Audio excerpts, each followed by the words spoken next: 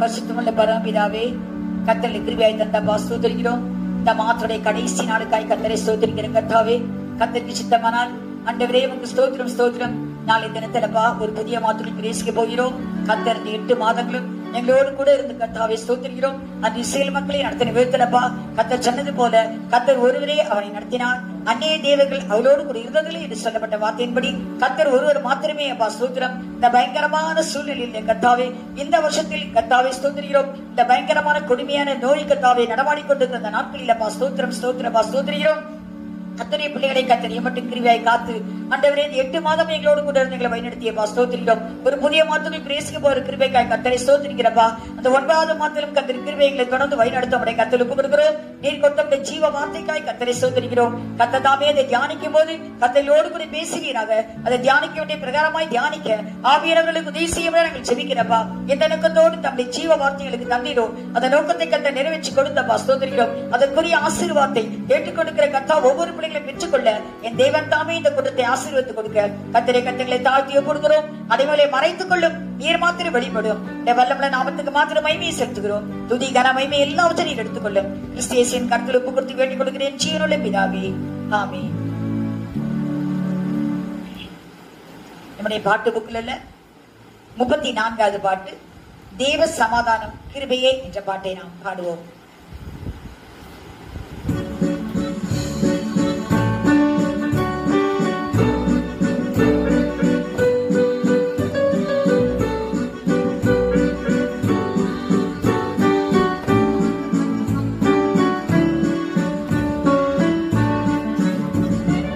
தேவ சமாதானம் கிருபையே, தேவ சந்தோஷமும் நிறைவாயே, தேவாசீர்வாதங்கள் தங்கிடவே தேவன் அருள் ஈவாரே.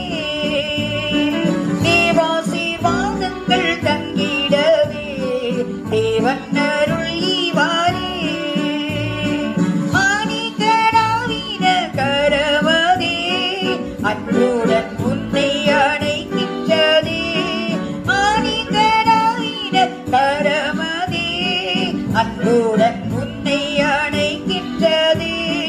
வல்லமை உன் மீதில் பாண்டிடவே கர்த்தர் வலங்கை நீட்டுகின்றார். வல்லமை உன் மீதில் பாண்டிடவே கர்த்தர் வலங்கை நீட்டுகின்றார். தேவ சமாதானம் கிருபையே, தேவ சந்தோஷமும் நிறைவாயே, தேவாசீர்வாதங்கள் தங்கிடவே தேவன் அருள் ஈவாரே. தேவாசீர்வாதங்கள் தங்கிடவே தேவன் அருள் ஈவாரே. இத்தனை ஆண்டுகள் சுமந்தாரே, இன்றைக்கும் உன் இயேசு மாறிடாரே. இத்தனை ஆண்டுகள் சுமந்தாரே, இன்றைக்கும் உன் இயேசு மாறிடாரே. கலங்காதே திகையாதே உன் உள்ளமே கர்த்தர் துணை நிற்கின்றார். கலங்காதே திகையாதே உன் உள்ளமே கர்த்தர் துணை நிற்கின்றார். தேவ சமாதானம் கிருபையே, தேவ சந்தோஷமும் நிறைவாயே, தேவாசீர்வாதங்கள் தங்கிடவே தேவன் அருள் ஈவாரே. தேவாசீர்வாதங்கள் தங்கிடவே தேவன் அருள் ஈவாரே. தேவ சித்தம் என்றும் செய்திடுவாய், தேவகுமாரன் உன்னோடு இருப்பார். தேவ சித்தம் என்றும் செய்திடுவாய், தேவகுமாரன் உன்னோடு இருப்பார். உன்மேல் தம் கண் வைத்து ஆலோசனை தந்து உன்னை நடத்திடுவார். உன்மேல் தம் கண் வைத்து ஆலோசனை தந்து உன்னை நடத்திடுவார். தேவ சமாதானம் கிருபையே, தேவ சந்தோஷமும் நிறைவாயே, தேவாசீர்வாதங்கள் தங்கிடவே தேவன் அருள் ஈவாரே. தேவா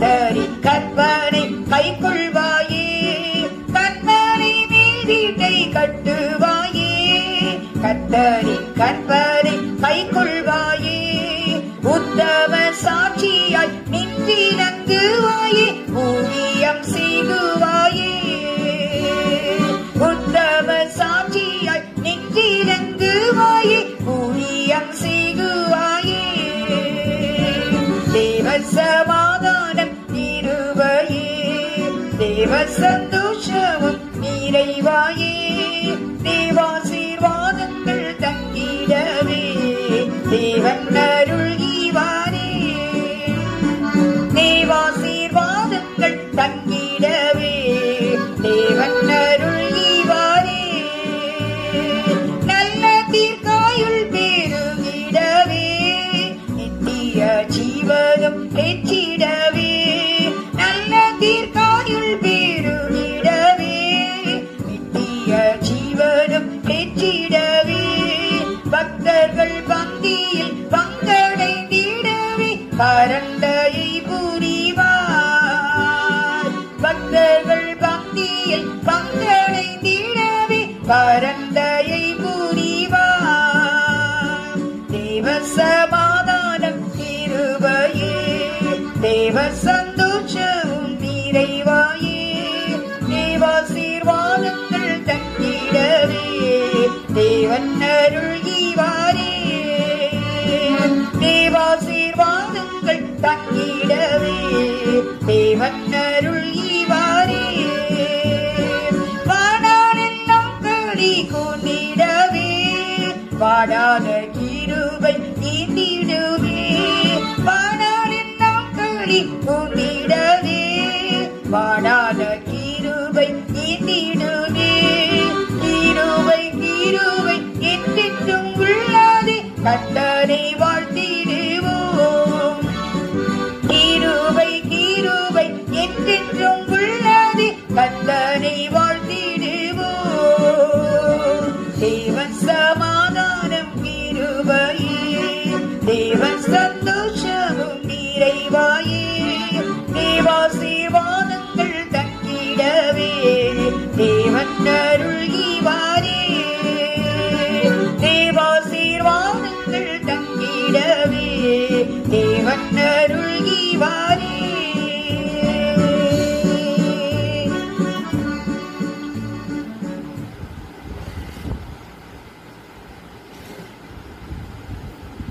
நம்ம ஜெபிக்கலாம். கர்த்தர் இந்த கூட்டத்தின் ஆசீர்வாதத்துக்காக நாம் கர்த்தர் நோக்கி பார்க்கலாம். கர்த்தர் இந்த புதிய மாதத்திலும் கூட நமக்கு ஒரு புதிய வாக்குத்தத்தத்தை தந்திருக்கிறார். அந்த வாக்குத்தத்தின் படி கர்த்தர் நம்மை ஆசீர்வதிக்கும்படியாய், கர்த்தர் நம்மை மாற்றி அந்த ஆசீர்வாதத்துக்கு பாத்திரங்களாய் நம்மை மாற்றி நம்மை நடத்தும்படியாய் கர்த்தரை ஒப்பு கொடுத்து ஜெபிப்போம். ஸ்தோத்திரம் கர்த்தாவே, உமக்கு ஸ்தோத்திரம் ஸ்தோத்திரம் ஸ்தோத்திரமா ஸ்தோத்திரம். கர்த்தர் கிருபையாய் தந்தப்பா ஸ்தோத்திரம் ஆண்டவரே. இந்த புதிய மாதத்தின் காலை வேளைக்காய் கர்த்தரை ஸ்தோத்திரிக்கிறேன். அதிகாலை வெளியிலும் கூட கர்த்தரை நாங்கள் துதிக்கும்படியாய் மையப்படுத்தும்படியாய் கர்த்தர் ஒரு புது மாட்டை கூட்டி கொடுக்கிறேன். கர்த்தாவே நன்றியோடு ஸ்தோத்திரிக்கிறோம் ஸ்தோத்திரம்.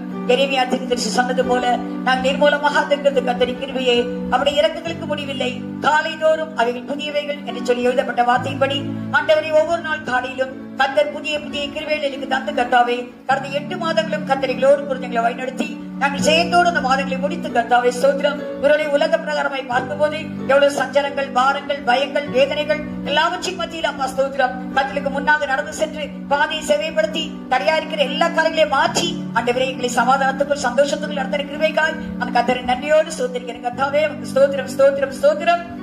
கர்த்தர் கொண்டு கொடுக்கிற அந்த மாதம் எப்படி இருக்குமோ எங்களுக்கு தெரியாதப்பா, ஆனாலும் கர்த்தர் கொடுத்த வாக்குத்தத்தத்தை மாத்திரம் நாங்கள் நினைக்கிற கர்த்தாவே அதன்படியே கர்த்தரை ஆசீர்வதித்து நடத்தும்படியாய் ஆண்டவரின் ஆசீர்வாதத்துக்கு பாத்திரங்களை எங்களை மாற்றும்படியாய் கர்த்தரை கர்த்தர் முச்சுமாய் ஒப்புக் கொடுக்கிறோம். கர்த்தருடைய வார்த்தை மாறாதது நாங்கள் அறிந்திருக்கிறோம். அது நேற்று மின்று வென்று மாறாத தேவனப்பா ஸ்தோத்திரிக்கிறோம். அவர் வார்த்தையில் உண்மையுள்ளவர், அவர் தலைமுறை தலைமுறைக்கு உண்மை உள்ளது என்று எழுதப்பட்டிருக்கிறப்பா ஸ்தோத்திரம். வானம் பூமி அழிந்து போனாலும் கூட தேவனுடைய வார்த்தையும் அந்த வார்த்தையின் உருவாயிலும் அழிவதில்லை என்று சொன்ன கர்த்தர் அந்த வார்த்தையை மையப்படுத்திக் கொண்டிருக்கிறேன் ஸ்தோத்திரம். ஆகவே எங்களை கர்த்தர் மாற்றி அந்த ஆசீர்வாதத்துக்களை உட்படுத்தும்படியாய் கர்த்தரை கர்த்தங்களை தாழ்த்தி ஒப்புக் கொடுக்கிறேன். இதை கேட்டுக் கொடுக்கிற ஒரு பிள்ளைகளையும் தேவன் ஆசீர்வதியும். இந்த புதிய மாதத்தின் கிருபையினால் ஆசீர்வாதத்தால் நிரம்பும்படியாய் ஜெபிக்கிறோம். கர்த்தருக்கு மட்டுமே மகிமையை செலுத்துகிறோம். கிறிஸ்து இயேசுவின் நாமத்தில் ஜெபிக்கிறோம் நல்ல பிதாவே, ஆமென்.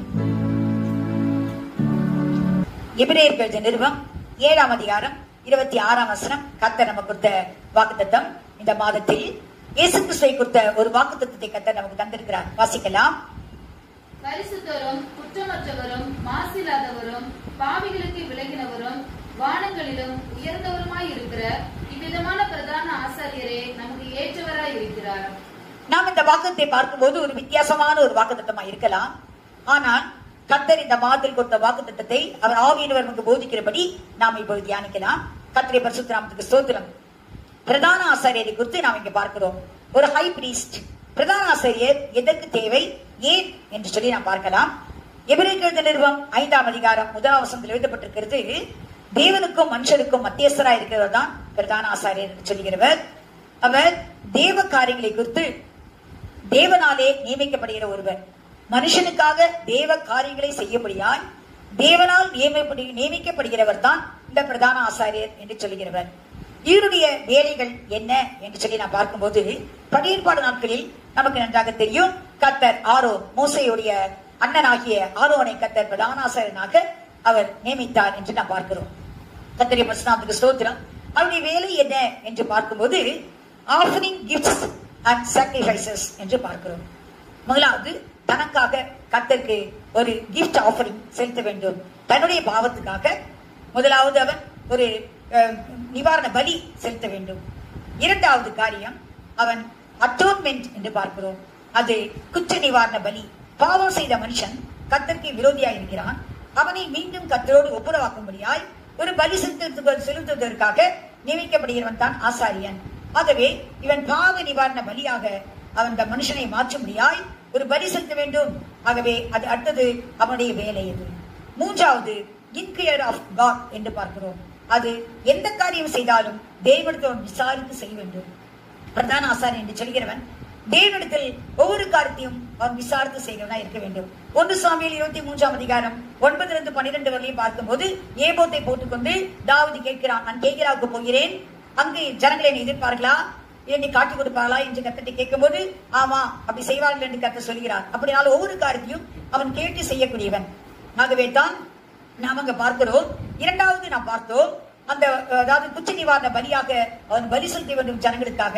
அது எங்கிருந்து பார்க்கிறோம், லேவியராகமம் 16ஆம் அதிகாரம் முதல் 34 வசனங்களில் நாம் பார்க்கும்போது அதை குறித்து நாம் பார்க்கிறோம். அப்படி இதெல்லாம் இந்த ஒரு பிரதான ஆசாரியனுடைய வேலையாக இருக்கிறது. கான்சிக்ரேட் லெவிட்ஸ் என்று பார்க்கிறோம். லேவியர்களுக்கு நியமிக்க வேண்டியது, புதிய ஊழியக்காரரை நியமிக்க வேண்டியவன் அந்த பிரதான ஆசாரியன் தான், அவனுடைய வேலை தான் அது என்று சொல்லி பார்க்கிறோம். அடுத்தது அனாயிண்ட் கிங்ஸ் என்று பார்க்கிறோம். அது ராஜாக்களை அபிஷேகம் பண்ணக்கூடியது. புதிதாக ராஜாக்கள் யாராவது நியமிக்கப்படுவார்களானால் அவர்கள் அபிஷேகம் பண்ண வேண்டும். 1 ராஜாக்கள் 1ஆம் அதிகாரம் 34ஆம் வசனத்தில் சாலமோனை அபிஷேகம் பண்ணுவதற்கு சாதோக்கும் தீர்க்கதரிசியாகிய நாத்தானும் அதை செய்வார்கள் என்று சொல்லி தாவீது சொல்கிறார். ஆகவே இவர்கள் இந்த ஊழியக்காருடைய ஹை பிரீஸ்டுடைய வேலை தான் அது. அடுத்தது பிளஸ் த பீப்பிள், அடுத்த ஜனங்களை ஆசீர்வதிக்க வேண்டும். கடைசியாய் ஊழியக்காரனுடைய வேலை, ஒரு பிரதான ஆசாரியனுடைய வேலை என்னென்றால் ஜனங்களை ஆசீர்வதிக்க வேண்டும். இதை என்னாகமம் 6ஆம் அதிகாரம் 22-27 வரையும் பார்க்கும்போது இதை குறித்து நாம் பார்க்கிறோம். இதெல்லாம் ஒரு பிரதான ஆசாரியனுக்கு கற்றுக் கொடுத்த ஒரு வேலை. நியாயப்பிரமாணத்தின் கட்டளைப்படி அவன் இந்த காரியங்களை செய்ய வேண்டும். ஆரோன் இதையெல்லாம் கடந்த பழைய ஏற்பாடு நாட்களில் அவன் செய்து கொண்டு வந்தான் என்று நாம் பார்க்கிறோம். இதில் பார்க்கும்போது எபிரேயர் நிருபம் 5ஆம் அதிகாரம் 4ஆம் வசனம் வாசிக்கலாம். மேலும் ஆரோனை போல தேவனால் அழைக்கப்பட்டால் ஒழிய ஒருவனும் இந்த கனமான ஊழியத்துக்கு தானாய் ஏற்படுகிறதில்லை. அப்படியால் இது ஒரு கனமான ஊழியம். கர்த்தருக்கு ஊழியம் செய்வது என்று சொல்கிறது ஒரு கனமான வேலை. இந்த வேலையை தானா யாரும் செய்ய முடியாது, கர்த்தரால் அழைக்கப்பட்டவர்கள் தான் செய்ய முடியும் என்று நாம் பார்க்கிறோம். ஆகவே ஆரோனை கர்த்தர் அழைத்தார். ஆகவே ஆரோனை அந்த கனமான ஊழியத்தை செய்து கொண்டிருந்தான் பழைய ஏற்பாடு நாட்களில். ஆனால் இப்பொழுது நாம் வாசித்த வசனத்தின்படி பரிசுத்தரும் குற்றமற்றவரும் மாசில்லாதவரும் பாவிகளுக்கு விலகினவரும் வானங்களிலும் உயர்ந்தவருமா இருக்கிற இப்படிப்பட்ட பிரதான ஆசாரியரே என்று நாம் வாசித்தோம். இது யாரை குறிக்கிறது என்றால் இயேசு கிறிஸ்துவை குறித்து எழுதப்பட்ட வார்த்தை. இப்பொழுது நாம் பார்க்க போகிறோம், இயேசு கிறிஸ்து பிரதான ஆசாரியனாய் ஊழியம் செய்து வந்தார். அவர் எப்படி செய்தார் என்று சொல்லி நாம் பார்க்கலாம். வாசிக்கலாம். எபிரேயர் நிருபம் 2ஆம் அதிகாரம் 17ஆம் வசனம். அன்றியும் அவர் ஜனத்தின் பாவங்களை நிவர்த்தி செய்வதற்கு ஏதுவாக தேவ காரியங்களை குறித்து இரக்கமும் உண்மையுள்ள பிரதான ஆசாரியராய் இருக்கும்படிக்கு எவ்விதத்திலும் தம்முடைய சகோதரருக்கு ஒப்பாக வேண்டியதா இருந்தது. இயேசு கிறிஸ்து ஏன் பரலோகத்தை விட்டு பூலோகத்துக்கு வந்தார்? அவர் ஒரு பிரதான ஆசாரியனுடைய வேலை செய்து கொண்டு வந்தார். அவர் தம்முடைய சகோதரருக்கு ஒப்பாக வேண்டியதா இருந்தது. சகோதரர் என்று சொன்னால் யார்? சபையில் இருக்கிற கர்த்தருடைய பிள்ளைகள், ரட்சிக்கப்பட்ட பிள்ளைகள் எல்லாம் இயேசு கிறிஸ்துவுக்கு சகோதரர். இன்று அநேகர் இயேசப்பா என்று சொல்கிறார்கள். ஆனால் இயேசுக்கு சகோதரர் என்று பார்க்கிறோம் நாம். ஏனென்றால் தேவனுக்கு சகோதரர், இயேசு கிறிஸ்துக்கு உடன் சகோதரர் என்று பார்க்கிறோம். அப்படியால் சகோதரர்களுக்கு ஒப்பாக வேண்டும் அவர். ஆகவே தான் அவர் மாம்சத்தில் வெளிப்பட்டார், உலகத்தில் அவர் வந்தார் என்று நாம் பார்க்கிறோம். ஆகவே அவர் உண்மையும் இரக்கமுள்ள ஒரு பிரதான ஆசாரியர் என்று சொல்லி பார்க்கிறோம். பிரதான ஆசாரியனுக்கு தேவையான ஒரு காரியம் உண்மை வேண்டும், அடுத்தது அவருக்கு இரக்கம் தேவை. ஏனென்றால் ஜனங்கள் சாகக்கூடாது. ஒருவேளை ஜனங்கள் பாவம் செய்து சாகாதபடிக்கு அவளுக்கு பலி செலுத்தி அவர்களை காப்பாற்றும்படியாய்த்தான் பிரதான ஆசாரியன் நியமிக்கப்படுகிறான். இதைத்தான் நாம் பார்த்தோம். எபிரேயர் எழுதின நிருபம் 5ஆம் அதிகாரம் 1 வசனத்தில் பார்த்தோமே. அது என்னவென்றால் தேவ காரியங்களை குறித்து மனுஷனுக்காக நியமிக்கப்படுகிறவன் தான் பிரதான ஆசாரியன் என்று சொல்லி நாம் பார்க்கிறோம். ஆகவே அவனுக்கு இரக்கம் மிகவும் ரொம்ப அவசியம். பார்க்கும்போது பழைய ஏற்பாடு காலத்திலே இந்த ஜனங்கள் பாவம் செய்யும் போது கர்த்தர் சொன்னார், தேவன் சொன்னார், நான் ஜனங்களை அழிக்கப் போகிறேன் என்று சொன்னார். உடனே மோசே சொல்கிறார், ஆண்டவரே வேண்டாம், அப்படியால் என் பேரை நீர் கிறுக்கி போடும், ஜீவ புஸ்தகத்தில் என் பேரை கிறுக்கி போடும் என்று சொல்கிறான். இன்னொரு முறை கர்த்தர் கோபப்படும் போது ஜனங்களை பார்த்து அவன் சொல்கிறான், இந்த ஜனங்களை நீர் எகிப்திலிருந்து இவ்வளவு அற்புதங்களை செய்து பார்வோன் கர்த்தரிலிருந்து விடுவித்துக் கொண்டு வந்தீரே, ஒருவேளை புறஜாதிகள் கர்த்தரை அறியாத மக்கள் என்ன சொல்வார்கள்? இவரை விடுவித்துக் கொண்டு போனார், ஆனால் கொண்டு போய் கானான் சேர்க்க முடியவில்லை, ஆகவே வழியில் அழித்து போட்டார் என்று சொல்வார்களே ஆண்டவரே, ஆகவே நீர் இப்படி செய்யக்கூடாது என்று சொல்லி பரிந்து பேசுகிறான் மோசே. பார்க்கலாம், சங்கீதம் 106 என வாசிக்கலாம். 106ஆம் சங்கீதத்தில் இதை குறித்து நாம் பார்க்கிறோம். மோசே ஜனங்களுக்காக பரிந்து பேசுகிற ஒரு காரியத்தை நாம் பார்க்கிறோம். எண்ணாகமத்தில் கூட நாம் பார்க்கிறோம். அதை அப்புறம் பார்க்கிறோம். அதாவது சங்கீதத்தை பார்க்கலாம். சங்கீதம் 106 21 23 வசனங்கள். எகிப்திலே பெரிய கிரியைகளையும் காமின் தேசத்திலே அதிசயங்களையும் சிவந்த சமுத்திர தண்டையிலே பயங்கரமானவைகளையும் செய்தவராகிய தங்கள் இரட்சகரான தேவனை மறந்தார்கள். ஆகையால் அவர்களை நாசம் பண்ணுவேன் என்றார். அப்பொழுது அவரால் தெரிந்து கொள்ளப்பட்ட மோசே அவர்களை அவர் அழிக்காதபடிக்கு அவருடைய உக்கிரத்தை ஆற்றும் பொருட்டு அவருக்கு முன்பாக திறப்பின் வாயிலே நின்றார். திறப்பின் வாயிலே நின்று அவருடைய உக்கிரத்தை மாற்றுகிறான் மோசே என்று பார்க்கிறோம். அப்படியால் பிரதான ஆசாரியனுடைய வேலை என்ன? அவன் உண்மையும் இரக்கம் உள்ளவனாய் இருக்க வேண்டும். இன்னும் நம்ம பார்க்கும்போது எண்ணாகம புத்தகத்துல கூட அவர்கள் ஜனங்கள் அந்த மோசேக்கும் ஆரோனுக்கும் விரோதமாய் அவர்கள் எதிர்த்து நிற்கும் போது அநேகரை கர்த்தர் அழித்து போடுகிறார். உடனே மோசே சொல்கிறார் ஆரோனை பார்த்து, நீ உடனே தூபகலசத்தை எடுத்துக்கொண்டு மருத்துவர்களுக்கும் உயிரோடுகளுக்கும் நடுவாக ஓடு என்று சொல்கிறார். போய் தூபகலசத்தால் அவனை கர்த்தரிடத்துல போய் அவனுக்கு பிராயசித்தம் செய்ய என்று சொல்கிறார். உடனே ஓடுகிறான் ஆரோன். எத்தனை வயது தெரியுமா? 84 வயதில் ஓடுகிறான். அப்படினால் அவன் தன்னுடைய ஊழியத்தை குறித்த ஒரு வைராக்கியமாய் அவன் ஓடுகிறதை நாம் பார்க்கிறோம். எண்ணாகம புத்தகத்தில் அதை பற்றி எழுதப்பட்டிருக்கிறது. 16ஆம் அதிகாரம் 40 - 48 வரையிலே நீங்க வாசித்து பாருங்கள். அதை குறித்து எழுதப்பட்டிருக்கிறது. அப்படியால உண்மையும் ஒரு பிரதான ஆசாரியமாய் இருக்க வேண்டும். கர்த்தர் இதை குறித்து சொல்லும் போது எபிரேயர் எழுதின நிருபம் 5ஆம் அதிகாரம் 5ஆம் வசனத்தில் வாசிக்கலாம். அந்தபடியே கிறிஸ்துவும் பிரதான ஆசாரியர் ஆகிறதற்கு தம்மை தாமே உயர்த்தவில்லை. பாருங்க, அப்போது கிறிஸ்துவும் தம்மை தாமே உயர்த்தவில்லை, பிரதான ஆசாரியர் ஆகுவதற்கு அவர் தம்மை தாமே உயர்த்தவில்லை என்று பார்க்கிறோம். அப்புறம் யாரை உயர்த்தினது? வாசிக்கலாம். நீர் என்னுடைய குமாரன், இன்று நான் உம்மை ஜெனிப்பித்தேன் என்று அவரோடு சொன்னவரே அவர் உயர்த்தினார். பாருங்க, இன்று நான் உம்மை ஜெனிப்பித்தேன், நீருடைய குமாரன் என்று சொன்னவரே அவர் உயர்த்தினார். இந்த வசனத்தை ஏறக்குறைய நாம் சங்கீதம் 2ஆம் சங்கீதம் 7ஆம் வசனத்தில் ஏற்கனவே வாசிக்கலாம். 2ஆம் சங்கீதம் 7ஆம் வசனத்தில் அந்த வசனத்தை திட்டமாக வாசிக்கலாம். சங்கீதம் 2:7. தீர்மானத்தின் விவரம் சொல்லுவேன். பாருங்க, தீர்மானத்தின் விவரம் சொல்லுவேன். என்ன தீர்மானம் கர்த்தர் பண்ணினார் என்றால், இயேசு கிறிஸ்து உலகத்துக்கு முன்பாகவே தம்முடைய குமாரனை உலகம் முழுவதற்கு மேலாக ஒரு பெரிய ஒரு சாவரின் கவர் என்று எழுதப்பட்டிருக்கிறது இங்கிலீஷ் வேதாகமத்தில். அவரால் பெரிய ஒரு அதிகாரத்தை கொடுத்தார் உலகத்தின் மேல். தம்முடைய குமாரனுக்கு உலகம் தோற்றத்துக்கு முன்பாகவே உலகத்துள்ள அத்தனை ஜனங்கள் மேலும் ஒரு பெரிய அதிகாரத்தை குமாரனுக்கு அவர் கொடுத்திருக்கிறார் என்று பார்க்கிறோம். வாசிக்கலாம். கர்த்தர் என்னை நோக்கி, நீர் என்னுடைய குமாரன், இன்று நான் உம்மை ஜெனிப்பித்தேன். அங்க சொல்கிறார், இன்று நான் உம்மை ஜெனிப்பித்தேன். இன்று என்றால் என்ன அர்த்தம்? உலக தோற்றத்துக்கு முன்பாகவே இயேசுக்கு தேவன் அவர் மனிதனாக வர வேண்டும், வந்து இந்த உலகத்தில் பாவத்தை சிலுவையில் சுமந்து ஜனங்களை மீட்க வேண்டும் என்பது தேவனுடைய தீர்மானம். இதுதான் தீர்மானத்தின் விவரம் சொல்லுவேன் என்று எழுதப்பட்டிருக்கிறது. அவர் என்ன தீர்மானம் பண்ணினார்? தேவன் அவர் மனிதனாக வர வேண்டும். ஏனென்றால் மனிதன் பாவம் செய்த உடனே தேவனுக்கு சத்துருவாகிவிட்டான். தேவன் தமக்கு ஒரு சந்ததி தேவை என்று சொல்லிதான் மனுஷனை அவருடைய சாயலை ரூபமாய் மாற்றினார். ஆனால் தேவன் கர்த்தருக்கு விரோதமாய் பாவம் செய்து அவருக்கு சத்துருவான போது கர்த்தர் மனிதனாய் வந்து அந்த பாவத்தை நீக்க வேண்டும் என்பது அவருடைய தீர்மானம். ஆகவே தேவன் மனிதனாக உலகத்துக்கு வந்து அந்த பாவத்தை அவர் சுமந்து சிலுவையில் சுமந்து ஜனத்தினுடைய பாவத்திலிருந்து அந்த ஜனங்களை மீட்க வேண்டும் என்று சொல்லி அவர் ஒரு நியமனம் செய்து வைத்திருந்தார். இது எப்பொழுது என்றால் உலகத்தோற்றுக்கு முன்பாகவே. ஆகவே தான் இயேசு கிறிஸ்துவை உலகத்துக்கு அனுப்பினார். தேவன் தான் அந்த சரீரத்தை உண்டாக்கி இயேசு கிறிஸ்துவை உலகத்துக்கு அனுப்பினார் என்று நாம் பார்க்கிறோம். ஆகவே தான் அவர் இந்த வார்த்தையை சொல்லுகிறார், இன்று என்று சொல்லி. வாசிக்கலாம், திருப்பி அதை வாசிக்கலாம். 2:7 சங்கீதம் 2ஆம் சங்கீதம் 7ஆம் வசனம். தீர்மானத்தின் விவரம் சொல்லுவேன். கர்த்தர் என்னை நோக்கி, நீர் என்னுடைய குமாரன், இன்று நான் உம்மை ஜனிப்பித்தேன். அப்படியால் கர்த்தர் அதற்காகத்தான் அவர் ஜனிப்பித்தார். இந்த காரியம் உலகத்துக்கு முன்பாக தீர்மானம் பண்ணப்பட்டது. 6ஆம் வசனம் வாசிக்கலாம். எபிரேயர் 5:6. வேறொரு இடத்திலும் அவர் சொல்லியிருக்கிறார், நீர் மெல்கிசேதேக்கின் முறையின்படி என்றென்றைக்கும் ஆசாரியர் இருக்கிறீர் என்று சொல்லியிருக்கிறார் என்று எழுதப்பட்டிருக்கிறது. எபிரேயர் 5ஆம் அதிகாரம் 6ஆம் வசனத்தில். வேறொரு இடத்தில் இதையும் சொல்லியிருக்கிறார். எங்கு சொல்லப்பட்டிருக்கிறது? 110ஆம் சங்கீதம் 4ஆம் வசனத்தில் இதை குறித்து சொல்லப்பட்டிருக்கிறது. வாசிக்கலாம். 110ஆம் சங்கீதம் 4ஆம் வசனம். நீர் மெல்கிசேதேக்கின் முறைமையின்படி என்றென்றைக்கும் ஆசாரியராய் இருக்கிறீர் என்று கர்த்தர் ஆணையிட்டார், மனம் மாறாமலும் இருப்பார். இயேசு கிறிஸ்து மெல்கிசேதேக்கின் முறையின்படி என்றென்றைக்கும் ஆசாரியராய் இருக்கிறீர், அவர் மனம் மாறுவதில்லை என்று சொல்லி தேவன் அவரை குறித்து சொன்ன வார்த்தையை சங்கீதம் 110 4ஆம் வசனத்தில் நாம் வாசிக்கிறோம். இந்த வசனம் ஏறக்குறைய தாவீதினால் சொல்லப்பட்டது. இது நியாயப்பிரமாணம் கொடுப்பதற்கு 500 ஆண்டுகளுக்கு முன்பாகவே சொல்லப்பட்ட வார்த்தையாம். அதனால்தான் ஆதியாகமம் 14ஆம் அதிகாரத்தில் இதை குறித்து ஆபிரகாமுக்கு அது எழுதப்பட்டிருக்கிற காரியத்தை நாம் வாசிக்கிறோம். அதாவது லோத்து சிறை பிடிக்கப்பட்டான். உடனே ஆபிரகாம் அவனை விடுவிக்கும்படியாய் 318 பேரை கொண்டு போய் அவனை சிறைப்படுத்தி மீண்டும் கொண்டு வருகிறான். எல்லாவற்றையும் மீட்டு கொண்டு வரும்போது மெல்கிசேதேக்கு வந்து அங்கு அவரை ஆஸ்வதிக்கிறார் என்று சொல்லி பார்க்கிறோம். அதாவது ஆதியாகமம் 14ஆம் அதிகாரம் 18ஆம் வசனத்திலிருந்து 20ஆம் வசனம் வரை வாசிக்கலாம்.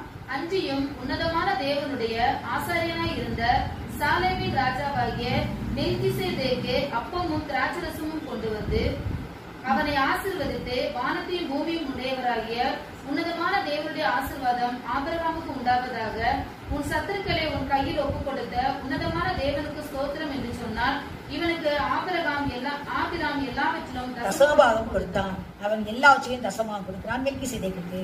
அப்படினால் மெல்கிசேதேக்கு என்றால் அவர் நிரந்தரமானவர் என்ற அர்த்தம், இட்டர்னிட்டி. ஆனால் மற்ற அந்த ஆசாரியத்துவம், நியாயப்பிரமாணத்தில் ஆசாரியத்துவம் எல்லாம் அது தற்காலிகமானது என்று வெளிப்படுத்துகிறது. ஆகவே தான் இது 500 வருஷத்துக்கு முன்பாகவே சொல்லப்பட்டது. இப்பொழுது நாம் வாசிக்கலாம். எபிரேயர் நிருபம் 6ஆம் அதிகாரம் 20ஆம் வசனத்தை வாசிக்கலாம். நமக்கு முன்னோடினவராகிய இயேசு மெல்கிசேதேக்கின் முறைமையின்படி நித்திய பிரதான ஆசாரியராய் நமக்காக அந்த திரைக்குள் பிரவேசித்திருக்கிறார். பாருங்க, கர்த்தர் அந்த திரைக்குள் பிரவேசித்திருக்கார். மரணத்துக்குள் பிரவேசித்தான், திரைக்குள் பிரவேசித்திருக்கார் என்று எழுதப்பட்டிருக்கிறது. அவர் மெல்கிசேதேக்கின் முறைமையின்படியாக அவர் நித்திய ஒரு ஆசாரியனாக, அதாவது பார்க்கிறோம் இட்டர்னல் பிரீஸ்ட் என்று பார்க்கிறோம், நித்திய ஆசாரியராக அவர் அந்த திரைக்குள் பிரவேசித்திருக்கிறார். அவர் அந்த மரணத்தை ஏற்றுக்கொண்டு நித்தியமான ஒரு பிரதான ஆசாரியராய் அவர் எங்கென்றைக்கும் ஜீவிக்கிறவராய் அவர் இருக்கிறார் என்று சொல்லி நாம் பார்க்கிறோம். இப்பொழுது நம்ம பார்க்க போகிறோம், இயேசு கிறிஸ்து எப்படி மெல்கிசேதேக்கின் முறைமையின்படி ஆசாரியராக்கப்பட்டார். அவர் தேவன் அவரை மாற்றினார் என்று தேவன் தான் அவர் ஆக்கினார், அவர் தானாய் ஆகவில்லை என்று சொல்லி பார்க்கிறோம். வாசிக்கலாம். எபிரேயர் நிருபம் 5ஆம் அதிகாரம் 7ஆம் வசனத்திலிருந்து 10ஆம் வசனம் வரை வாசிக்கலாம். அவர் மாம்சத்தில் இருந்த நாட்களில் தம்மை மரணத்தில் நின்று ரட்சிக்க வல்லமையுள்ளவரை நோக்கி, பாருங்க, அவர் மாம்சத்தில் இருந்த உலகத்தில் இருந்த நாட்களில் தம்மை மரணத்தில் நின்று ரட்சிக்க வல்லமுள்ள தேவனை நோக்கி வாசிக்கலாம். பலத்த சத்தத்தோடும் கண்ணீரோடும் விண்ணப்பம் பண்ணி வேண்டுதல் செய்து தமக்கு உண்டான பயபக்தி நிமித்தம் கேட்கப்பட்டு, அவரால் ஒரு பலத்த கண்ணீரோடு விண்ணப்பம் பண்ணுகிறார், வேண்டுதல் செய்கிறார். அவருக்கு தேவன் மேல் வைக்கப்பட்ட பயபக்தி நிமித்தம் அந்த விண்ணப்பம் கேட்கப்பட்டது. அதனால் பயபக்தி நிமித்தம் அது விண்ணப்பம் கேட்கப்பட்டு, அவர் குமாரனாய் இருந்தும் பட்ட பாடுகளினாலே கீழ்ப்படிதலை கற்றுக்கொண்டு, பாருங்க, தேவகுமாரனுக்கு கீழ்ப்படிதல் அவசியமா இருக்குமானால் நமக்கு எவ்வளவு அவசியம். அவர் பட்ட பாடுகளினாலே தான் கீழ்ப்படிதலை கற்றுக்கொண்டாராம். தேவகுமாரனா இருந்து கூட கற்றுக்கொண்டு தாம் பூரணரான பின்பு தமக்கு கீழ்ப்படுகிற யாவரும் நித்திய ரட்சிப்பை அடைவதற்கு காரணராகி மெல்கிசேதேக்கின் முறைமையின்படியான பிரதான ஆசாரியர் என்று தேவனாலே நாமம் தரிக்கப்பட்டார். அவர் கீழ்ப்படுகிறவராகி அவர் பூர்ணரான பின்பு அவருக்கு கீழ்ப்படுகிற யாவருக்கும் அவர் நித்திய ரட்சிப்பை கொடுக்கும்படியாய் அந்த மெல்கிசேதேக்கின் முறையின்படி ஆசாரியராக்கப்பட்டார் என்று எழுதப்பட்டிருக்கிறது. இதை இயேசு கிறிஸ்துவை தேவன் அந்த ஆசாரியர் ஆக்கினார் என்று நாம் பார்க்கிறோம். அவரே ஆகவில்லை என்று நாம் பார்க்கிறோம். இப்பொழுது நாம் பார்க்க போகிறோம், இந்த பிரதான ஆசாரியர் என்று சொல்கிறவன் கர்த்தரால் அழைக்கப்பட்டவனாய் இருக்க வேண்டும் என்று பார்த்தோம். இவர் இயேசு கிறிஸ்து கர்த்தரால் தான் அழைக்கப்பட்ட ஒரு ஆசாரியத்துவத்தை பெற்றுக் கொண்டார். தேவன் தான் அவருக்கு அதை கொடுத்தார் என்று பார்க்கிறோம். அடுத்தது அவர் செய்த அந்த ஆசாரியத்துவத்தின் பேரில் பார்க்கும்போது இரண்டாவது காரியம் சப்ஜெக்ட் டு டெம்ப்டேஷன் என்று பார்க்கிறோம். அவர் அதாவது எபிரேயர் எழுதின நிருபம் 2ஆம் அதிகாரம் 18ஆம் வசனத்தில் எழுதப்பட்டிருக்கிறது. அவர் சோதிக்கப்பட்டு பாடுபட்டு சோதிக்கப்படுகிற யாவருக்கும் உதவி செய்ய வல்லவராக இருக்கிறார். ஒருவேளை உலகப்புறமான ஆசாரியர்கள் சோதனை வரும்போது அவர்கள் கலந்து போகலாம், இல்லாவிட்டால் அவர்கள் வேறு விதமாய் மாறலாம். ஆனால் இவர் சோதிக்கப்பட்டு அந்த சோதனை எல்லாவற்றையும் ஜெயித்து அந்த சோதிக்கிற எல்லாருக்கும் அவர் உதவி செய்ய எப்படி இருக்கிறாராம், வல்லவரா இருக்கிறாராம். ஆகவே நல்ல எக்ஸ்பீரியன்ஸ், நல்ல அனுபவப்பட்டு இந்த சோதனையில் அவர் ஜெயம் பெற்றவர் என்று சொல்லி நாம் பார்க்கிறோம். மூன்றாவதாக அவர் பார்க்கிறோம் எக்ஸ்பீரியன்ஸ் ஆஃப் கம்பேஷன் என்று பார்க்கிறோம். அவர் மூன்றாவது அவருடைய இரக்கம். அவர் இரக்க குணம். அவர் மெல்கிசேதேக்கின் மறுமையின்படி ஆசாரியராக்கப்பட்ட இயேசு கிறிஸ்து இரக்கமுள்ளவராய் இருந்தார் என்று சொல்லி பார்க்கிறோம். எபிரேயர் எழுதின நிருபம் 4ஆம் அதிகாரம் 15வது வசனத்திலும் 16ஆம் வசனத்தில் வாசிக்கலாம். நம்முடைய பலவீனங்களை குறித்து பரிதபிக்க கூடாத பிரதான ஆசாரியர் நமக்கிராமல். பாருங்க, நம்முடைய பலவீனங்களை குறித்து பரிதபிக்க கூடாத பிரதான ஆசாரியர் என்று சொன்னால் அவர் பரிதபிக்க கூடியவர். நம்முடைய பலவீனங்களை குறித்து அவர் பரிதபிக்க கூடிய ஒரு பிரதான ஆசாரியர் இருக்கிறார். நமக்கிராமல் எல்லா விதத்திலும் நம்மை போல் சோதிக்கப்பட்டும் பாவம் இல்லாதவராய் இருக்கிற பிரதான ஆசாரியரே நமக்கு இருக்கிறார். பாருங்க, எல்லாவற்றிலும் நம்மை போல் சோதிக்கப்பட்டார், ஆனால் பாவம் செய்யவே இல்லை. அவருடைய வாயில் வஞ்சனை காணப்படவில்லை என்று எழுதப்பட்டிருக்கிறது. அவர் பாவம் செய்யாதவராய் அந்த சோதனை எல்லாவற்றிலும் ஜெயம் பெற்றவர். ஆகவே தான் அவர் இரக்கமுள்ள ஒருவர், நம்முடைய பலவீனத்தை குறித்து இரக்கமுள்ளவர். ஆகவே தான் 16ஆம் வசனத்தில் பார்க்கிறோம், ஏற்ற சமயத்தில் இரக்கத்தை பெறவும் சகாயம் செய்ய கிருபை அடைவோம், தைரியமாய் கிருபாசனத்தை சேரக்கிடுவோம். கிருபாசனம் என்று சொல்கிறது எது? அது தேவனுடைய ஸ்தானம்.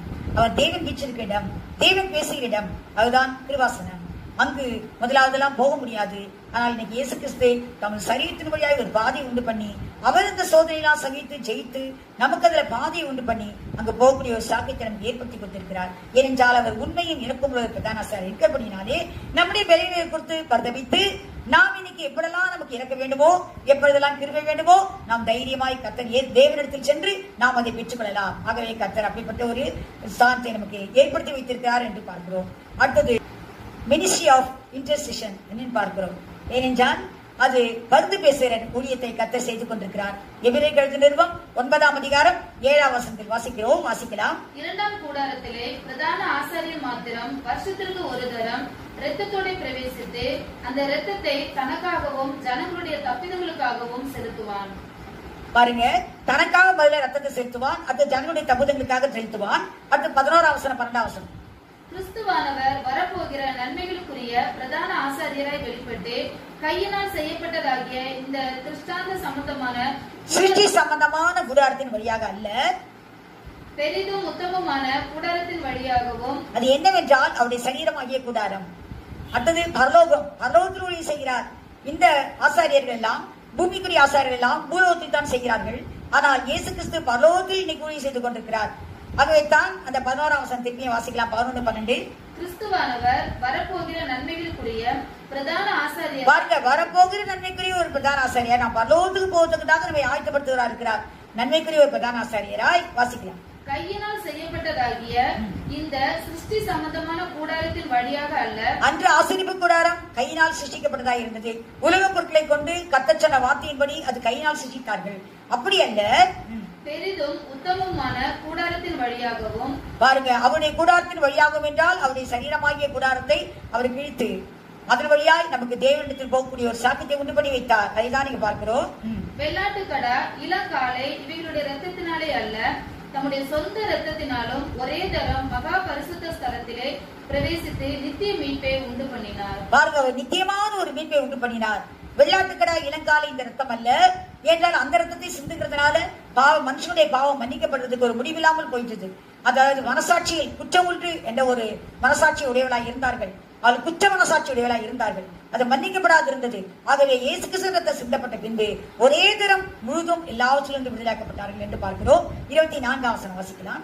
அந்தபடி மெய்யான பரிசுத்த ஸ்தலத்துக்கு அடையாளமான கையினால் செய்யப்பட்டதாய் இருக்கிற பரிசுத்த ஸ்தலத்திலே கிறிஸ்துவானவர் பிரவேசியாமல் பரலோகத்திலே தானே இப்பொழுது நமக்காக தேவனுடைய சமூகத்தில் பிரதியட்சமாகும்படிக்கு பிரவேசித்திருக்கிறார். பாருங்க, இன்னைக்கு பரலோகத்தில் கர்த்தர் பிரவேசித்து இந்த ஊழியெல்லாம் செய்து கொண்டிருக்கிறார். பிரதான ஆசாரிய ஊழியத்தை அந்த ஆரோன் பூமியில் செய்து கொண்டிருந்தான். ஆனால் இயேசு கிறிஸ்து இன்னைக்கு பரலோகத்தில் செய்து கொண்டிருக்கிறார். இந்த ஊழியம் தான் ஒரு மகிமையான ஊழியம் என்று வேதத்தில் எழுதப்பட்டிருக்கிறது. அப்படியானால் முதலாவது அவர் செய்தது அந்த சோதனையை அவர் ஜெயித்தார். முதலாவது கர்த்தரால் அழைக்கப்பட்டிருந்தார். அடுத்தது எபிரேயர் 2:18 பார்க்கிறோம், அவர் சோதிக்கப்பட்டு பாடுபடுத்தினாலே அந்த சோதிக்கப்படுகிற எல்லாருக்கும் உதவி செய்ய அவர் வல்லவராயிருக்கிறார் என்று சொல்லி நாம் பார்க்கிறோம். மூன்றாவது அவர் இரக்கமுள்ளவராயிருக்கிறார் என்று சொல்லி பார்த்தோம். நான்காவது காரியம், அவர் நமக்காக வேண்டுதல் செய்கிறார் இருக்கிறார். எபிரேயர் எழுதின நிருபம் 7:25 வாசிக்கலாம். எபிரேயர் எழுதின நிருபம் 7 தமது மூலமாய் தெய்வத்தில் சேர்வதற்காக அவர் எப்பொழுதும் வேண்டுதல் செய்கிறார் இருக்கிறபடினால் அவர்களை முற்றுமுடி ரட்சிக்க வல்லமுடையவராய் இருக்கிறார் என்று எழுதப்பட்டிருக்கிறது.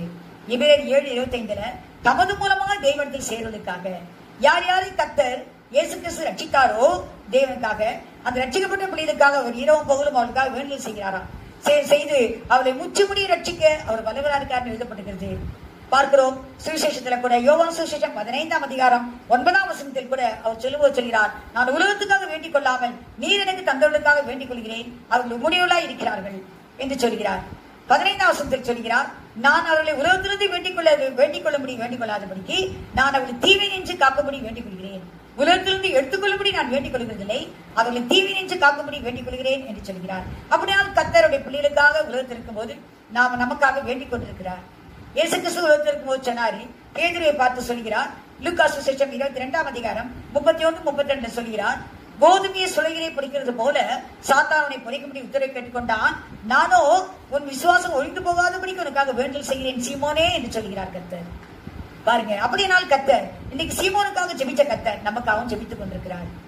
ஆகவே அவர் பரலோகத்தில் இன்று பிதாவின் வலது பாசத்தில் வீட்டிலிருந்து மார்க்கு சுவிசேஷம் 16:19 எழுதப்பட்டிருக்கிறது, அவர் உலகத்தினுடைய ஊழியத்தை முடித்துவிட்டு பரலோகத்துக்கு சென்று பிதாவின் வலது பாசத்தில் உட்கார்ந்தார் என்று. அங்கு உட்கார்ந்து என்ன செய்து கொண்டிருக்கிறார்? அவர் நமக்காக பரிந்து பேசிக் கொண்டிருக்கிறார், நமக்காக வேண்டுதல் செய்து கொண்டிருக்கிறார். இந்த ஊழியங்கள் எல்லாம் இயேசு கிறிஸ்து பரலோகத்தில் செய்து கொண்டிருக்கிறார் என்று பார்க்கிறோம். அடுத்தது ஜனங்களை ஆசீர்வதிக்கிறார் என்று பார்த்தோம். அது அப்போஸ்தலர் 3:26 வாசிக்கலாம். அப்போஸ்தலர் 3:26. அவர் உங்கள் எல்லாரையும் உங்கள் பொல்லாங்குகளில் இருந்து விலக்கி உங்களை ஆசீர்வதிக்கும்படி தேவன் தம்முடைய பிள்ளைகளாகிய இயேசுவை எழுப்பி முதலாவது உங்களிடத்திற்கே அவரை அனுப்பினார் என்றார். பாருங்க, முதலாவது யூதர்களுக்கு தான் இயேசு கிறிஸ்து அனுப்பப்பட்டார் என்றால் யூதர்களை பார்த்துதான் எனக்கு பேதுரு பிரசங்கம் பண்ணுகிறார். அதனால அங்க எழுதப்பட்டிருக்கிறது, அவர் வருஷ பிள்ளையாக இயேசு கிறிஸ்துவை அந்த உலகத்துக்கு அனுப்பி அவர் அவரை ஊழியம் செய்து முதலாவது உங்களுக்கு அவர் ஊழியம் செய்யும்படியாக தான் அனுப்பப்பட்டார் என்று எழுதப்பட்டிருக்கிறது. இதை இயேசு கிறிஸ்து சொல்லும் போது லூக்கா சுவிசேஷம் கடைசி அதிகாரம் 24:47 சொல்கிறார், எருசலேம் துவக்கி எல்லா இடங்களிலும் மனம் திரும்புவதும் சுவிசேஷம் பிரசங்கிக்கப்பட வேண்டும் என்று சொல்லி எழுதுகிறார். ரோமருக்கு எழுதின நிருபம் 1:16 எழுதுகிறார், அந்த சுவிசேஷத்துக்கு நான் விற்கப்படேன், அந்த சுவிசேஷம் உலகமெல்லாம் பிரசங்கிக்கப்பட வேண்டும் என்று சொல்லி பவுல் எழுதுகிறார் என்று பார்க்கிறோம். ரோமருக்கு எழுதின நிருபம் 2:10 எழுதுகிறார், அந்த யூதரானாலும் கிரேக்கரானாலும் எவன் நன்மை செய்கிறாரோ அவனுக்கு அது ஆசீர்வாதமாக இருக்கும்படி எழுதப்பட்டிருக்கிறது என்று சொல்லி எழுதுகிறார். அப்படியானால் முதலாவது யூதர்களுக்கு தான் இந்த சுவிசேஷம் அறிவிக்கப்பட்டது. கர்த்தர் இயேசு கிறிஸ்து வந்தது யூதர்களுக்காகத்தான். ஆனால் அவர்கள் தள்ளிவிட்டபடினாலே, அவர் சொந்த ரட்சகரை ஏற்றுக்கொள்ளாதபடினாலே நமக்கு பொருளாதார நமக்கு இந்த கிருபை கிடைத்தது என்று நாம் பார்க்கிறோம். எபேசியர் நிருபம் 2:13-18 வரை பார்க்கும்போது இதை குறித்து எழுதப்பட்டிருக்கிறது. என்னவென்றால், முன்பு நாம் தூரமாய் இருந்தோம், இப்போது கிறிஸ்துவின் ரத்தத்தினாலே நாம் சமீபமாய் இருக்கிறோம். நாம் மாத்திரமல்ல, அந்த இஸ்ரவேல் மக்களுக்கும் நம்மையும் 2 பேரையும் கர்த்தர் ஒன்றாக தேவனுக்கு ஒப்புரவாக்கினார் என்று சொல்லி நாம் பார்க்கிறோம்.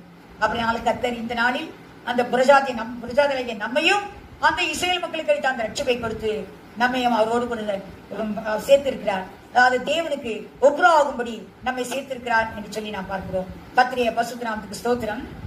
இப்பொழுது நாம் பார்க்க போகிறோம் இயேசு கிறிஸ்து எப்படிப்பட்டவர் என்று சொல்லி, எப்படிப்பட்ட பிரதான ஆசாரியராய் இருந்தார் என்று சொல்லி நாம் பார்க்கிறோம். முதலாவது எபிரேயர் எழுதின நிருபம் 7:26 நாம் பார்த்தோம், அவர் பரிசுத்தரும் என்று சொல்லி நாம் பார்க்கிறோம்.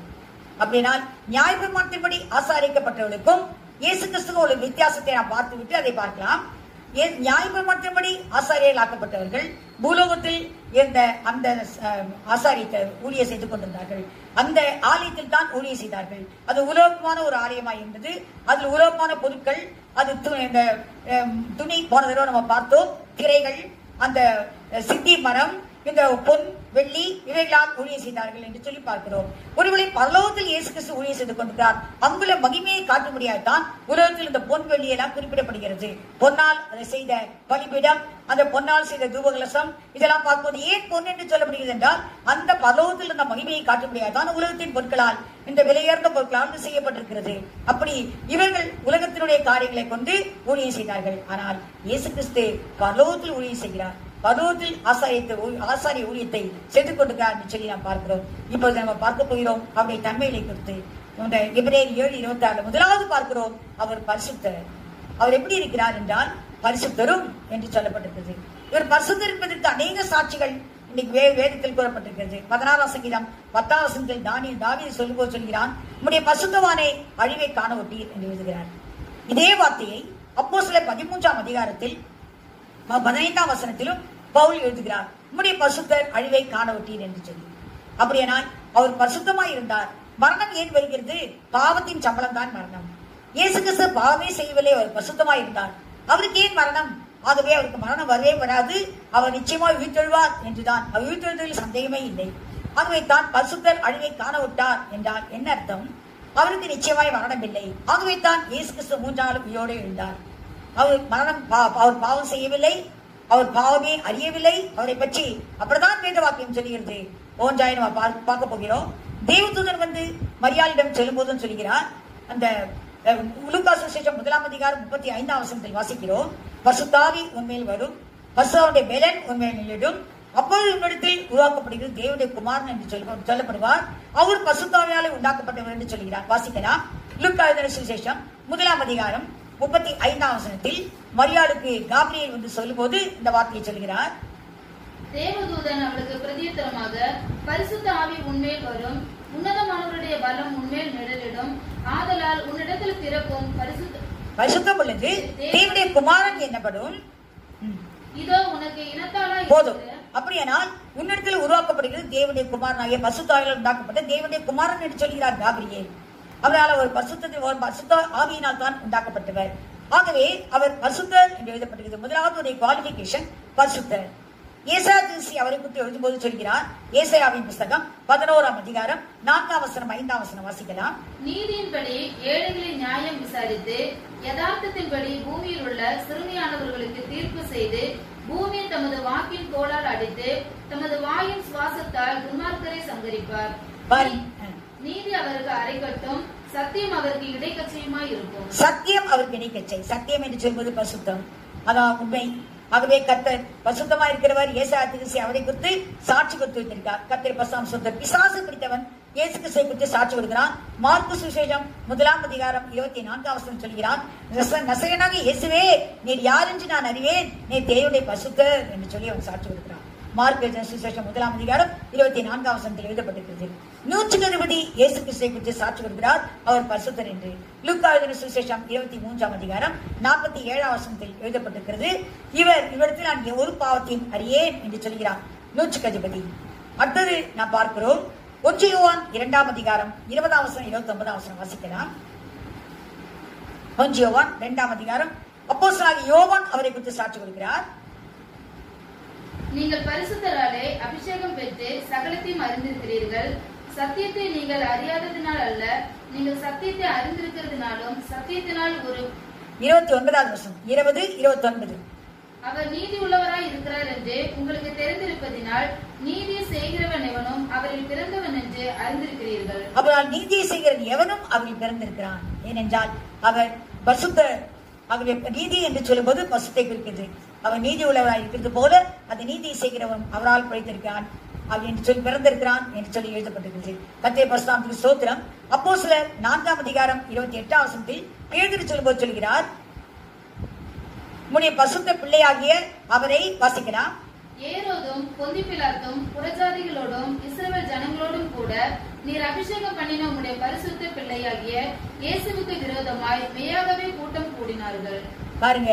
அதனால ஒரு பரிசுத்தர் என்று சொல்வதற்கு எத்தனை அடையாளங்களுக்கு சொல்லப்பட்டிருக்கிறது. வெளிப்படுத்தின விசேஷம் 3ஆம் அதிகாரம் 7ஆம் வசனத்தில் முதலாவது அவர் பரிசுத்தர் என்று எழுதப்பட்டிருக்கிறது. பரிசுத்தம் உள்ளவரும் சத்தியம் உள்ளவரும் என்று சொல்லி அவரை குறித்து சாட்சி கொடுக்கப்பட்டிருக்கிறது வேதத்தில்.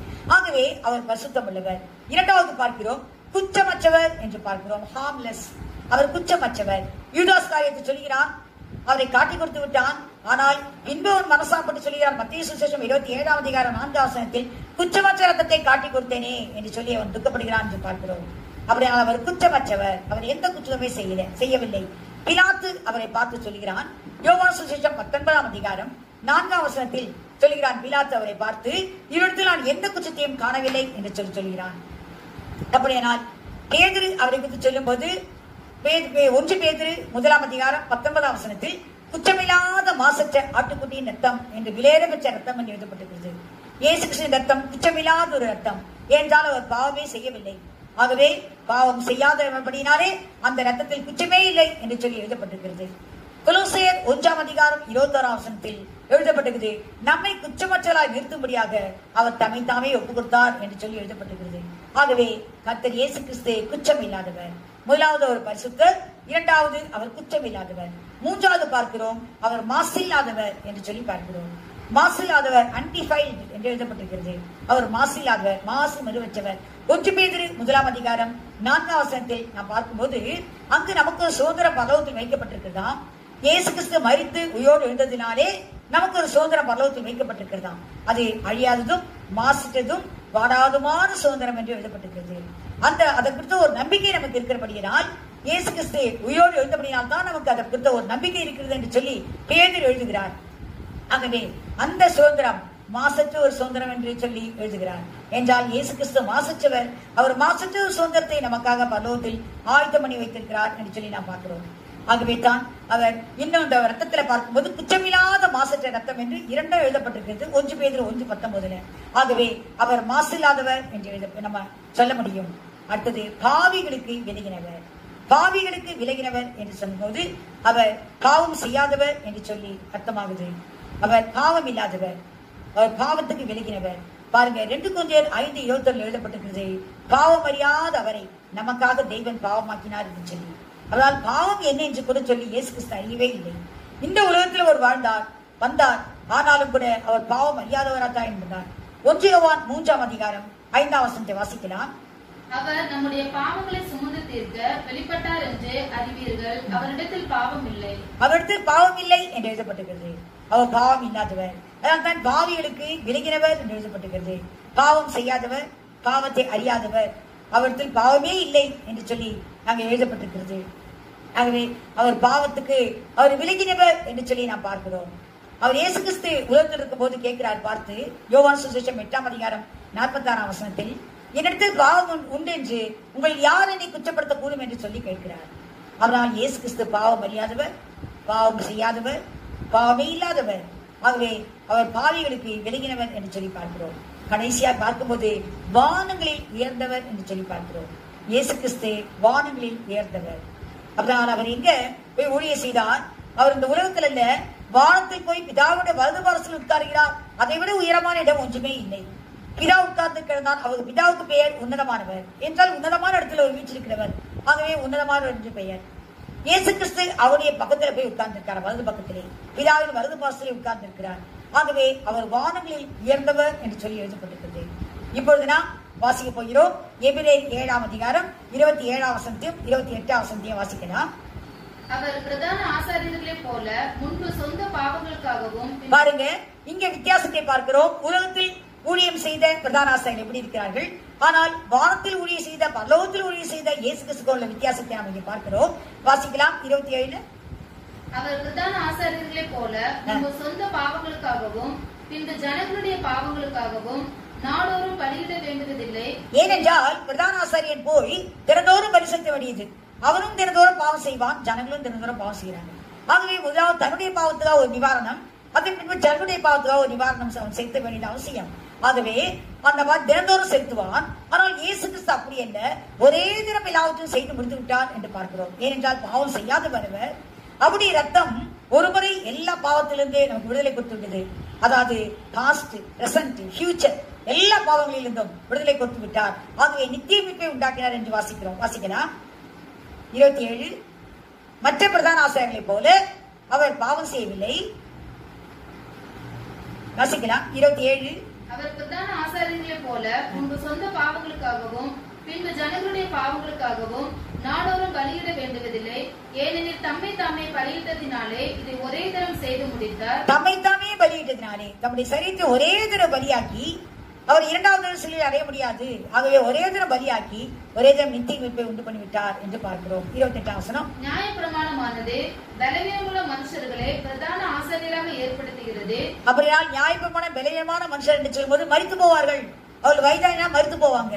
ஆனா மெல்கிசேதேக்கின் முறைப்படி நியமிக்கப்பட்ட இந்த ஆசாரியத்தினுடைய இயேசு கிறிஸ்து அவருக்கு மரணமே இல்லை. அவர் நித்திய ஜீவனுடையவர். ஆகவே தான் அங்க எழுதப்பட்டிருக்கிறது. வாசிக்கலாம். நியாயப்பிரமாணத்திற்கு பின்பு உண்டான ஆணையோட விளங்கிய வசனமோ என்றென்றைக்கும். அந்த வசனம் தான் மெல்கிசேதேக்கின் மறுபடியான வசனம். அது பூர்ணமான குமாரனை ஏற்படுத்தினதாம். அந்த குமாரன் எப்படிப்பட்டவர் என்றால் பூர்ணமானவர் என்று எழுதப்படுவது. அவர் பெர்ஃபெக்ஷன், அவர் பூர்ணமாக்கப்பட்டவர் என்று சொல்லி அது எழுதப்பட்டிருக்கிறது. வாசிக்கலாம். பூர்ணமான குமாரனை ஏற்படுத்துகிறது. எபிரேயர் 7ஆம் அதிகாரம் 17ஆம் வசனத்திலிருந்து 20ஆம் வசனம் வரை வாசிக்கலாம். நீர் மெல்கிசேதேக்கின் முறைமையின்படி என்றென்றைக்கும் ஆசாரியராய் இருக்கிறீர் என்று சொல்லிய சாட்சிக்கு தக்கதாக அழியாத ஜீவனுக்குரிய வல்லமையின்படியே ஆசாரியரானார். முந்தின கட்டளைகளை பலவீனம் உள்ளதும் பயனற்றதுமாய் இருக்கிறது நிமித்தம் மாற்றப்பட்டது. முந்தின கட்டளை நியாயப்பிரமாணம், அது பலவீனம் உள்ளதும் பயனற்றதுமாய் இருந்த நிமித்தம் மாற்றப்பட்டது. நியாயப்பிரமாணமானது ஒன்றையும் பூரணப்படுத்தவில்லை. ஏனென்றால் அது ஒன்றையும் பூரணப்படுத்தவில்லை என்றால் என்ன அர்த்தம்? அது ரத்தத்தை சிந்தி தினந்தோறும் ரத்தம் சிந்த விடுதலாக இருந்துச்சு. அந்த ரத்தம் மனுஷனுடைய பாவத்திலிருந்து பரிபூர்ணமான விடுதலையை கொடுக்கவில்லை. இளங்காலை, வெள்ளாட்டுக்கடா இதனுடைய ரத்தம் மனுஷனுடைய பாவத்திலிருந்து முற்றுமாய் விடுதலை கொடுக்க முடியாதனால அது தினந்தோறும் பலி செலுத்திக் கொண்டே இருந்தார்கள். அதிக நன்மையான நம்பிக்கையை வருவிப்பதோ பூரணப்படுத்துகிறது. அதிக நன்மையான நம்பிக்கையை வருவிப்பதோ என்றால் இயேசு கிறிஸ்து அவருடைய ரத்தம் இன்னைக்கு நன்மையானதை வருவிக்கிற ரத்தம். அந்த ரத்தம் இன்னைக்கு பூர்ணப்படுத்துகிறது. அந்த நம்பிக்கையினாலே தேவனிடத்தில் சேருகிறோம். இதை குறித்து எபிரேயர் 10ஆம் அதிகாரத்தில் கூட நாம் பார்க்கிறோம். 19ஆம் வசனத்திலிருந்து 22ஆம் வசனத்தில் வரை பார்க்கும்போது முதலாவது இயேசு கிறிஸ்துவின் ரத்தம் சிந்தப்பட்டதுனால அந்த ரத்தத்தினால் நமக்கு ஒரு தைரியம் இருக்கிறது. அந்த வீட்டுக்கு அதிகாரியான பிரதான ஆசாரியர் நமக்கு இருக்கிற அப்படினால் அவரும் நம்மை கொண்டு போய் அந்த பரலோகத்தில் சேர்க்கிறார். தேவனத்தில் சேரக்கூடிய ஒரு சாக்கியத்தை நாம் பெற்றிருக்கிறோம் என்று சொல்லி எழுதப்பட்டிருக்கிறது. ஆகவே அந்த இடத்துல நம்ம பார்க்கிறோம். கடைசியாக இதுதான் அந்த உலகத்தில் ஊழியம் செய்த அந்த ஆசாரியர்களுக்கும் பரலோகத்தில் ஊழியம் செய்த அந்த இயேசு கிறிஸ்து அவருக்கும் உள்ள வித்தியாசத்தை நாம் பார்க்கிறோம். அது ஆகவே இது நித்தியமான இந்த மெல்கிசேதேக் முறைமையின்படியான அந்த ஆசாரியத்துவம் வந்து நிரந்தரமானது என்று சொல்லி நாம் பார்க்கிறோம். இப்படி இன்னைக்கு ஆசாரியர், இப்படிப்பட்ட ஒரு ஆசாரியர் நமக்கு ஏற்றவராய் இருக்கிறார் என்று சொல்லி தேவன் அங்க நமக்கு இந்த வார்த்தையை தந்திருக்கிறார். அப்படியானால் ரோமர்கள் நிறுவனம் 8ஆம் அதிகாரம் 32ஆம் வசனத்தில் எழுதப்பட்டிருக்கிறது. அவர் தம்முடைய சொந்த குமாரன் என்று பாராமல் அவரையே நமக்காக ஒப்பு கொடுத்தவர் மற்ற எல்லாவற்றையும் நமக்கு அல்லாதிருப்பது எப்படி என்று எழுதப்பட்டது. இப்படிப்பட்ட ஒரு இயேசு கிறிஸ்து அவர் பரலோகத்தில் போய் இன்றும் பிதாவின் வலது வாசல் உட்கார்ந்து நமக்காக வேண்டுதல் செய்வதா இருக்கிறார். வாசிக்கலாம். ரோமர்கள் நிறுவனம் 8ஆம் அதிகாரம் 34ஆம் வசனம். ஆக்கினிக்குள்ளாக தீர்க்கிறவன் யார்? கிறிஸ்துவே மரித்தவர், அவரே எழுந்தும் இருக்கிறவர், அவரே தேவனுடைய வலது பாரிசத்திலும் இருக்கிறவர், நமக்காக வேண்டுதல் செய்கிறவரும் அவரே. அப்படினால் அவர் இன்று பரலோகத்தில் போய் நமக்காக வேண்டுதல் செய்து கொண்டிருக்கிறார். அது மாத்திரமல்ல, 1 யோவான் 2ஆம் அதிகாரம் 1 வசனத்தில் வாசிக்கலாம். என் பிள்ளைகளே, நீங்கள் பாவம் செய்யாதபடிக்கு இவைகளை உங்களுக்கு எழுதுகிறேன். ஒருவன் பாவம் செய்வானானால் நீதிபரராய் இருக்கிற இயேசு கிறிஸ்து நமக்காக பிதாவினிடத்தில் பரிந்து பேசுகிறவராய் இருக்கிறார். அப்படினால் நமக்காக பிதாவினிடத்தில் பரிந்து பேசுகிற இந்த ஊழியங்களை அவர் பரலோகத்தில் செய்து கொண்டிருக்கிறார். நம்முடைய ஆத்மா எப்படியாவது ரட்சிப்பை பெற்றுக்கொள்ள வேண்டும் என்று சொல்லி முற்றுமுறை ரட்சிக்க வல்லமுள்ளவராக இருக்கிறார் என்று சொன்னால் நமக்காக வேண்டுதலும் செய்து கொண்டிருக்கிறார் என்று நாம் பார்க்கிறோம். ஆகவே இந்த இப்படிப்பட்ட பிரதான ஆசாரியரே நமக்கு ஏற்றவராக இருக்கிறார் என்று நம்ம நேரத்தில் வாசித்தோம். அவரால் தேவன் என்ன செய்கிறார்? ஏற்ற காலத்தில் உயர்த்துகிறவர், ஏற்ற துணையை கொடுக்கிறவர், ஏற்ற ஒரு பிரதான ஆசிரியரை நமக்காக ஏற்படுத்தினவர். அவர் இந்த மாதத்தில் நம்ம தேவையெல்லாம் அறிந்திருக்கிறவர். பரமபிதா தேவையெல்லாம் அறிந்திருக்கிறார் என்று இயேசு கிறிஸ்து சொன்னார் மத்திய 6ஆம் அதிகாரத்தில். ஆகவே இந்த சூழ்நிலையில் இந்த மாதத்தில் நமக்கு என்னெல்லாம் தேவையோ சரீரத்துக்கு தேவையான சகல காரியத்தையும் கூட இப்படிப்பட்ட பிரதான ஆசாரியர் நமக்கு நிச்சயமாய் கொடுப்பார். ஆகவே ஆத்மா பிரகாரமான காரியங்களை செய்து கொண்டிருக்கிற இந்த பிரதான ஆசாரியர் இயேசு கிறிஸ்து இன்னைக்கு சரீரமான தேவையை நமக்கு தரமாட்டாரா? தேவன் அதையும் இயேசு கிறிஸ்துவாய் நமக்கு கொடுத்து நம்மை திருப்தியாக்குவார், நம்மை ஆசீர்வதிப்பார். நாம் ஜெபிக்கலாம். இப்பொழுது ஒரு பாடலை பாடுவோம்.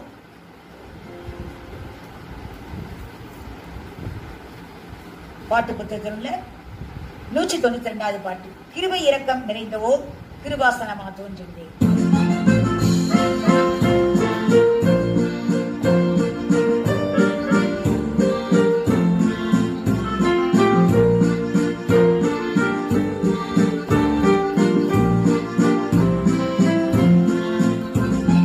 கிருபை இரக்கம் நிறைந்தவோ கிருபாசனமா தோன்றிடுதே. கருணமேதும் எங்கிலும் நல்ல சகாயம் பேச்சிடாயிற்றதுவே. கருணமேதும் எங்கிலும் நல்ல சகாயம் பேச்சிடாயிற்றதுவே.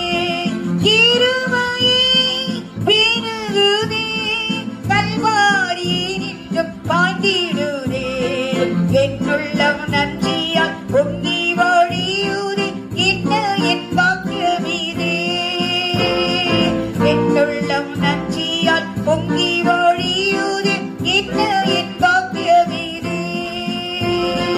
நம்மை போலவே சோதிக்கப்பட்டும் நாகரோ பாவமும் மற்றவராய் நாடும் நம் குறைகள் கண்டுருகும் நல்ல ஆசாரியர் நமக்குண்டே. நாடும் நம் குறைகள் கண்டுருகும் நல்ல ஆசாரியர் நமக்குண்டே. கிருபையே பெருகுதே, கல்வாரி நின்றும் பாய்ந்திடுதே. என்னுள்ளம் நன்றியால் பொங்கி வழியுதே, என்ன என் பாக்கியமிதே. என்னுள்ளம் நன்றியால் பொங்கி வழியுதே, என்ன என் பாக்கியமிதே. நம்பினவீனத்தில் அவர் நல்கிடுவார் பரிபூரணமாய்.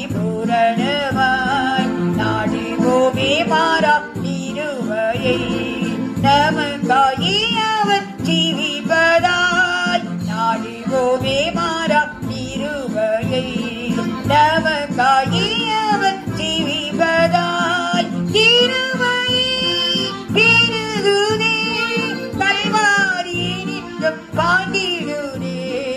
என்னுள்ளம் நன்றியால் பொங்கி வழியுதே, என்ன என் பாக்கியமிதே. என்னுள்ளம் நன்றியால் பொங்கி வழியுதே, என்ன என் பாக்கியமிதே. வானங்களின் வழியாய் வரதில் தானே சென்ற இயேசு பாவியமது.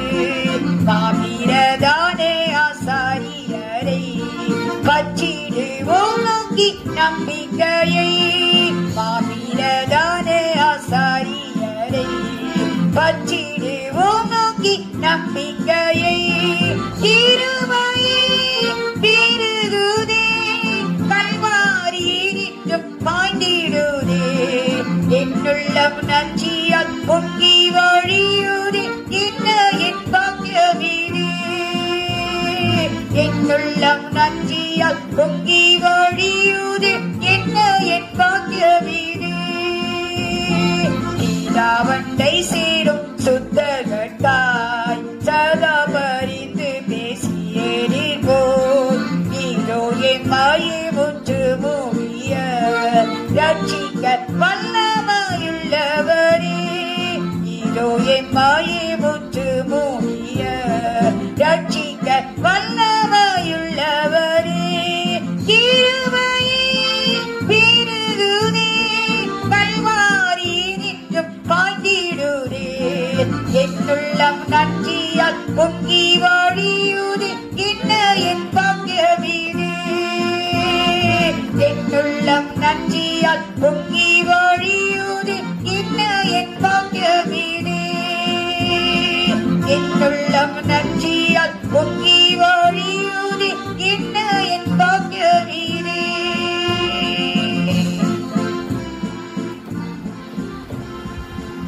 ஜெயிப்போம். பரலோகத்தில் பிதாவே, பரிசுத்த நாமத்தை இந்த வேளை நாங்கள் ஸ்தோத்திரிக்கிறோம் கர்த்தாவே. பரிசுத்த பிதாவே, கத்தர் பூஜாய் கொண்டு கொடுத்த மாத்தினுடைய காலை மணிக்காய் கத்தரை சோதரிக்கிறப்பா. இந்த காலை வழியிலும் கூட கத்தரை தேட கத்த கிருபை தந்தி கத்த கொடுத்த ஜீவ வார்த்தையை கத்திர ஆவியர்களுக்கு போதித்தபடி தியானித்த கர்த்தாவே, ஆண்டவரே உமக்கு ஸ்தோத்திரம் ஸ்தோத்திரம். பழைய ஏற்பட்ட நாட்களிலே நியாயமாட்டின்படி ஏற்படுத்தப்பட்ட அந்த பிரதான ஆசிரியர்கள் பூலோகத்தில் கத்தா ஊழிய செய்தார்களப்பா. ஆனால் எங்களுடைய கத்தர் எபிரேயர் 4:14 எழுதப்பட்டது போல வானத்தின் வழியாய் பரலோகத்துக்கு சென்று இந்த நாளிலே எங்களுக்காக ஊழிய செய்து கொண்டிருக்கிற தேவனப்பா ஸ்தோத்திரம்.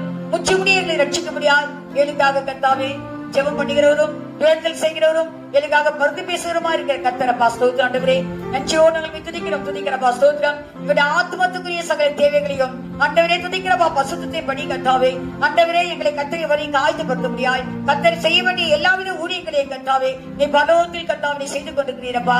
ஆண்டவரே உமக்கு ஸ்தோத்திரம். நீ பரிசுத்தரும் மாசில்லாதவரும் அன்றைய குற்றமற்றவரும் கர்த்தாவே பாவிகளுக்கு விலகினவரும் அன்றைய வானங்களில் கர்த்தாவை உயர்ந்தவருமா இருக்கிற கர்த்தர் இந்த நாட்களிலும் கூட கர்த்தாவே ஆண்டவரே எங்களுக்காக நீ பலோகத்தில் ஊழிய செய்து கொடுக்கிறதை நாங்கள் தியானித்த கர்த்தாவே உமக்கு ஸ்தோத்திரம் அப்பா ஸ்தோத்திரம். அப்படிப்பட்ட தேவனாகிய கர்த்தரப்பா ஆண்டவரே துதிக்கிறப்பா ஸ்தோத்திரிக்கிறோம். எங்களுக்கு இந்த உலகமான காத்து நீ செய்ய மாட்டீரா?